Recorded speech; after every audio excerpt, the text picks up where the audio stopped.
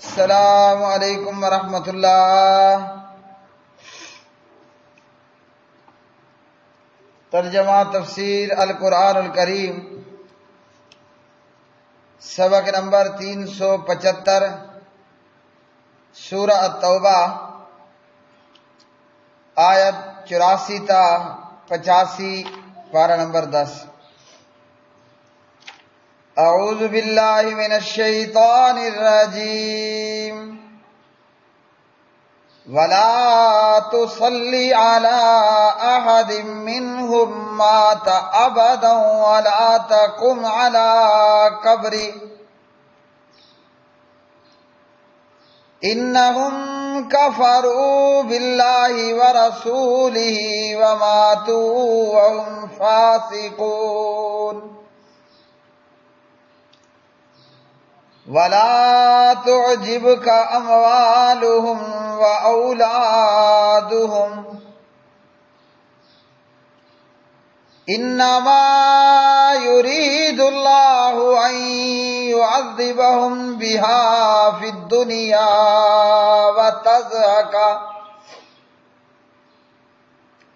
وتزهق أنفسهم وهم كافرون۔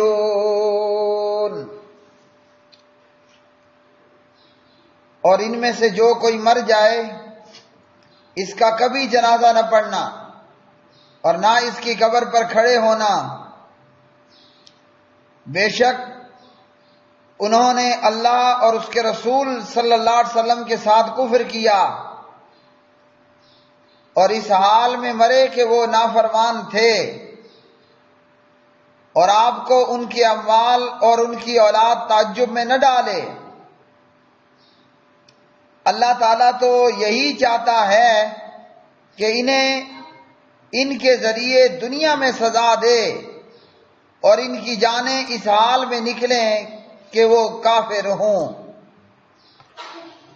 ولا تصلی، اور نہ آپ نماز پڑھیں، علی احد، کسی پر، منہم، ان میں سے، ماتا، جو مر جائے، ابداً، کبھی بھی، ولا تقم، اور نہ آپ کھڑے ہوں، علی قبرہ، اس کی قبر پر، انہم، بے شک انہوں نے، کفروا، کفر کیا، باللہ، اللہ تعالیٰ کے ساتھ، ورسولی، اور اس کے رسول علیہ الصلوۃ والسلام کے ساتھ، وماتوا، اور وہ مرے، وہم، اس حال میں کہ وہ فاسقون، نافرمان تھے۔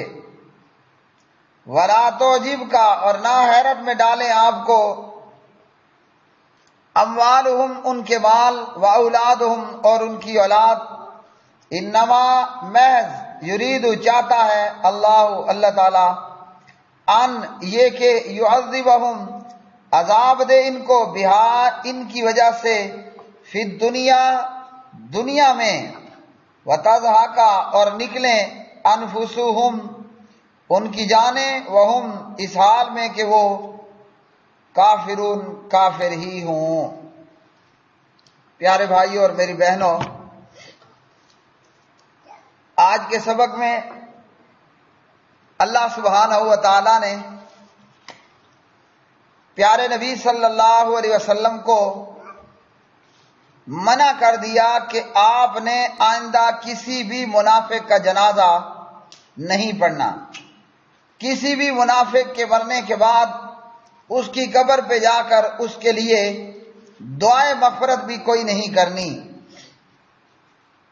اس آیت کا شان نزول یہ ہے، جب رئیس المنافقین، امام المنافقین، عبداللہ ابن ابی ابن سلول فوت ہوا، مرا، تو جناب نبی کریم علیہ السلام کے پاس عبداللہ بن ابی ابن سلول کا بیٹا، جو کہ پیارے نبی علیہ السلام کا ایک سچا صحابی تھا، آپ کے پاس آیا اور کہنے لگا کہ یا رسول اللہ صلی اللہ علیہ وسلم، مجھے اپنی قمیض دیجئے کہ میں اسے اس میں کفن دوں، یعنی اپنے باپ کو پہنا دوں، اور یہ بھی درخواست کی کہ آپ میرے باپ کا جنازہ بھی پڑھیں۔ اور اس کے لیے دعائے مغفرت بھی کر دیں۔ تو پیارے نبی علیہ الصلوۃ والسلام نے اپنی قمیض بھی عنایت کر دی اور کہا کہ جب جنازہ پڑھنا ہو تو مجھے اطلاع دینا، میں جنازہ بھی پڑھ دوں گا۔ جب آپ کو اطلاع ملی تو پیارے نبی علیہ الصلوۃ والسلام عبداللہ ابن ابی ابن سلول کا جنازہ پڑھانے کے لیے نکلے۔ عمر رضی اللہ تعالی عنہ فرماتے ہیں، کیا اللہ تعالیٰ نے آپ کو منافقوں کے جنازہ پڑھنے سے منع نہیں کیا؟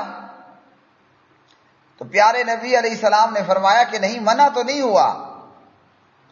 اللہ نے سورہ توبہ کی آیت 80 کے اندر تو اختیار دیا ہے کہ آپ ان کا جنازہ پڑھیں نہ پڑھیں، ان کے لیے بخشش استغفار کریں نہ کریں، اور بھلے 70 مرتبہ بھی کر لیں تو بھی اللہ ان کو بخشنے والا نہیں۔ تو اللہ نے منع نہیں کیا، اللہ نے اختیار دیا ہے استغفار کرنے نہ کرنے کا۔ تو پیارے نبی علیہ الصلوۃ والسلام نے عبداللہ ابن ابی ابن سلول کا جنازہ پڑھا دیا۔ تو اس پر سورہ توبہ کی یہ آیت نمبر 84 نازل ہوئی کہ اللہ نے آئندہ کے لیے آپ کو منع کر دیا کہ کبھی بھی کسی مشرک کا جنازہ نہیں پڑھانا اور اس کی قبر پہ کھڑے ہو کر اس کے لیے دعائے مغفرت بھی کوئی نہیں کرنی۔ صحیح بخاری کتاب الجنائز حدیث نمبر 1366، مسلم حدیث نمبر 2400۔ تو اس آیت سے اللہ نے منافقوں کا جنازہ پڑھنے سے منع کر دیا۔ استاد محترم حافظ عبدالسلام بن محمد حافظ اللہ اس کے تحت لکھتے ہیں، منافق کا جنازہ پڑھنا منع کر دیا گیا تو جو کلمہ پڑھ کر صریحاً شرک کرتا ہو، اللہ سے مدد مانگتا ہو، اللہ کے سوا غیروں کو اختیار والا مانتا ہو، اور یا یہ کہ کلمہ پڑھنے کے بعد مسلمان ہونے کی پہلی شناخت وہ کیا ہے، وہ نماز نہیں پڑھتا ہو، یا وہ لوگ جو اللہ کی حدود کو وحشیانہ سزائیں کہیں یا احکام الہی کا مذاق اڑاتے ہوں اور اس طرح کی دیگر باتیں، تو ان کا جنازہ پڑھنا کیسے درست ہوگا؟ اس لیے میرے 20 جوابات کے اندر میرے بھائیوں آپ نے سنا ہوگا کہ بے نمازی کافر ہے اور مشرک ہے۔ بے نمازی کون ہے؟ کافر ہے، مشرک ہے۔ تو جنازہ تو مومنوں کا ہوتا ہے، کافروں مشرکوں اور منافقوں کا جنازہ کوئی نہیں ہوتا۔ بلکہ اللہ نے تو قرآن مجید سورہ توبہ کی یہی صورت ہے، آگے چل کر پارہ 11 آیت 113 میں 113 اللہ نے یہ بتا دیا، فرما دیا، اعلان کر دیا، پیغمبر اور ایمان والوں کو لائق نہیں کہ وہ مشرکوں کا جنازہ پڑھیں، بھلے وہ قریبی ہوں۔ تو منافق کا جنازہ بھی منع کر دیا، آگے چل کر مشرکوں کا جنازہ بھی منع کر دیا، اور بے نمازی کافر بھی ہے اور مشرک بھی ہے۔ تو کلمہ پڑھنے کے بعد سب سے پہلی شناخت یہ ہے کہ نماز پڑھنی ہے، اور یہ عبداللہ ابن ابی ابن سلول تو نماز بھی پڑھتا تھا، یہ اور بات ہے کہ نماز میں سستی کرتے، مگر نماز پڑھتا تھا۔ اگر نماز پڑھنے والے منافق کا جنازہ پڑھنا منع کر دیا گیا تو بے نمازی کا جنازہ کہاں سے ہوگا؟ فرمایا کہ آپ کو ان کے مال اور ان کی اولاد تعجب میں نہ ڈالیں، یہ مال و اولاد ان کے لیے سزا کا باعث ہیں، یہ مال و اولاد ان کے لیے سزا کا باعث ہیں کہ یہی اولاد اور مال کی محبت انسان کو اللہ سبحانہ و تعالیٰ سے غافل کر دیتی ہے۔